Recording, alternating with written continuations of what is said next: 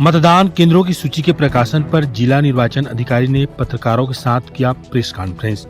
भारत निर्वाचन आयोग के निर्देशानुसार विधानसभा चुनाव 2023 के दृष्टिगत मतदान केंद्रों की सूची के प्रकाशन के संबंध में राजनीतिक दलों के अध्यक्ष एवं प्रतिनिधियों के साथ जिला निर्वाचन अधिकारी संजय अग्रवाल की अध्यक्षता में कलेक्ट्रेट के सभा कक्ष में बैठक आयोजित की गई, जिसमें कुल मतदान केंद्र के स्थल परिवर्तन, भवन के नाम परिवर्तन, संगवारी मतदान केंद्र, आदर्श आचार संहिता, एमसीएमसी, निर्वाचन के दौरान वाहनों के दुरुपयोग पर रोकथाम, अंतिम लेखा प्रस्तुत करने के संबंध में ईवीएम कमीशनिंग, मतदान दलों को मतदान सामग्री का वितरण, strong room, ETPBS web casting व्यवस्था इत्यादि को लेकर जानकारी दी गई। साथ ही नॉमिनेशन की वस्तुस्थिति से भी उपस्थित जनों को अवगत कराया गया। वहीं राजनीतिक दल की बैठक के बाद पत्रकार बंधुओं के साथ प्रेस वार्ता की गई, जिसमें पत्रकारों से प्रेस वार्ता में पुनः उक्त उल्लेख जानकारी के संबंध में पत्रकारों के साथ चर्चा की गई। तो कल अंतिम दिन है और कल थोड़ा सा नाम निर्देशन पत्र में ज़्यादा लोग आएंगे, तो उसके हिसाब से हम लोगों ने अपनी तैयारी की है। क्योंकि नाम निर्देशन पत्र लेने का जो समय है 11 बजे से लेकर के 3 बजे तक है, तो आज हमने पॉलिटिकल पार्टीज की भी एक मीटिंग रखी है कि हमारे जो भी कैंडिडेट्स हैं तो उस टाइम का ध्यान रखें, जो भी नॉमिनेशन पेपर भरना चाहते हैं उसका टाइम का ध्यान रखें। आप लोगों के माध्यम से भी ये अनुरोध रहेगा सारे लोगों से कि टाइम पे अगर वो आएंगे तभी ही वो एंट्री कर पाएंगे, नहीं तो 3 बजे आरओ ऑफिस का जो दरवाज़ा है वो बंद हो जाएगा, उसके बाद वो नहीं आ पाएंगे। नाम निर्देशन पत्र प्रस्तुत करने का जो अंतिम तिथि है, फिर नेक्स्ट डे जो है 31 अक्टूबर को स्क्रूटनी होगा। स्क्रूटनी में ये पता लग जाएगा कि कौन कौन से प्रपत्र जो है नाम निर्देशन पत्र स्वीकृत किए गए हैं और कौन से अस्वीकृत किए गए हैं। और उसके बाद फिर जो है नाम वापसी 2 तारीख तक, 2 तारीख को नाम वापसी का अंतिम तिथि है, उसका उनको प्रतीक चिन्ह का आवंटन होगा। और 17 नवंबर को जो है अपने ज़िले में मतदान होगा। मतदान की जो टाइमिंग है 8 बजे चालू होगा, शाम को 5 बजे तक चालू रहेगा। इन सारी चीज़ों के बारे में डिटेल में हमने आज पॉलिटिकल पार्टीज के प्रतिनिधि आए थे, उन लोगों से हमने चर्चा की है। और इसी बीच जो है चूँकि कैंडिडेट्स हमारे फाइनल हो जाएंगे, तो उसके बाद हमारी एक मीटिंग 2 तारीख को होगी, जिसमें हम कैंडिडेट्स को सारा डिटेल्स और बताएंगे। पॉलिटिकल पार्टीज के साथ तो हमने सारा चीज़ शेयर किया है कि क्या आचार संहिता में किन किन चीज़ों को ध्यान रखना है, प्रचार प्रसार में कैसा अनुमति देना है, कहाँ से अनुमति मिलेगी, क्या क्या चीज़ों का ध्यान रखना है और क्या क्या चीज़ें करनी है और क्या क्या चीज़ें नहीं करनी है, इसका डिटेल बताएंगे। किस तरह से अकाउंट लेखा वो बनेगा, कैसा उनको अपना अकाउंट लेखा निरीक्षण करवाने के लिए यहाँ पे लाना है।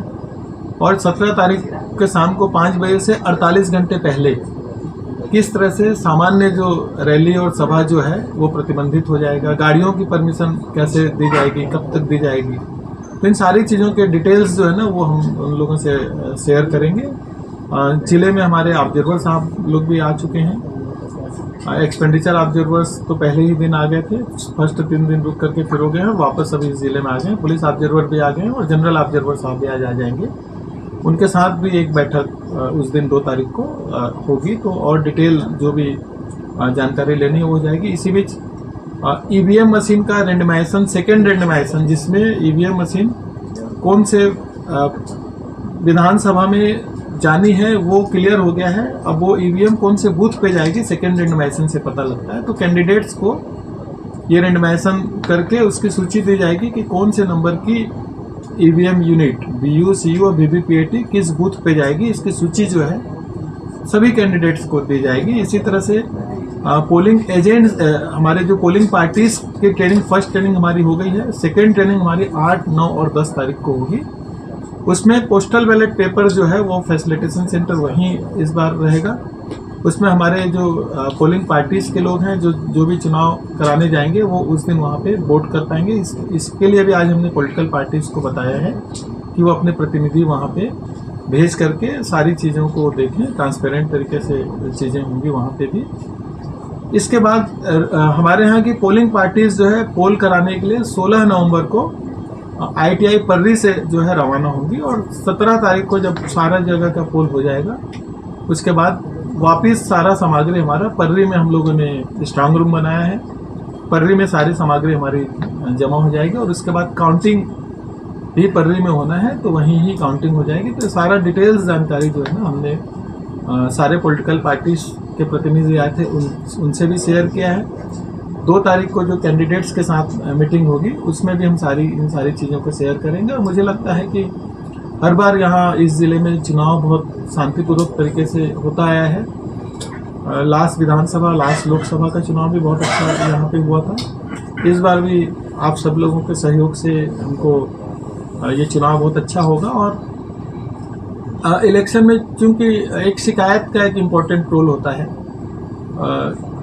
ऐसी कोई भी चीज़ जो इलेक्शन कमीशन के गाइडलाइन के विपरीत हो रही है तो उसके लिए सी विजिल ऐप जो है वो ऐप जो है इस बार भी लॉन्च हुआ है। तो उसमें हमको कोई भी शिकायत है अगर उस सी विजिल ऐप के माध्यम से आती है तो उसका हम लोग त्वरित जो है उसमें जांच करके उसका निराकरण करेंगे। इसके अतिरिक्त जो है हमारे टोल फ्री नंबर भी है, 1950 नंबर यहाँ पे टोल फ्री नंबर है, प्लस 266 115, 266 116 और 266 119 3 हमारे टेलीफोन नंबर भी हैं जो चालू हैं।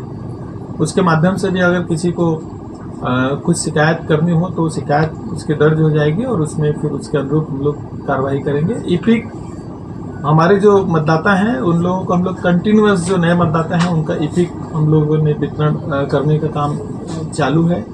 लगभग 39,000 नए मतदाता थे। 39,000 ईपिक हम लोगों को अभी मिला था, जिसमें 2,000 ईपिक को छोड़ करके बाकी सारे ईपिक बढ़ गए हैं। 2,000 भी 2-3 दिन के अंदर हमारे बढ़ जाएंगे। इसके अतिरिक्त 5,000 ईपिक और हमारे आए हैं, तो ये भी मुझे लगता है कि 3 या 4 दिन के अंदर हमारे सारे ईपिक 100% यहाँ पे वितरित हो जाएगा।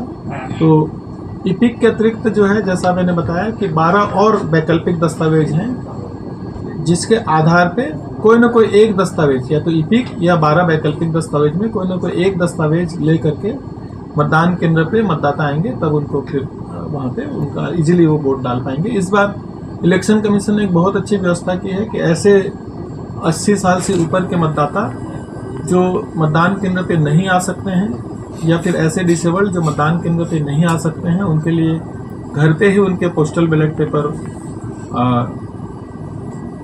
की व्यवस्था इलेक्शन कमीशन ने की है। तो उसकी भी हम लोगों ने तैयारी कर ली है, रूट चार्ट्स बना लिए हैं। 11 तारीख को हम लोग उन घरों पे जा करके पोस्टल बैलेट पेपर के माध्यम से वोट कराएंगे।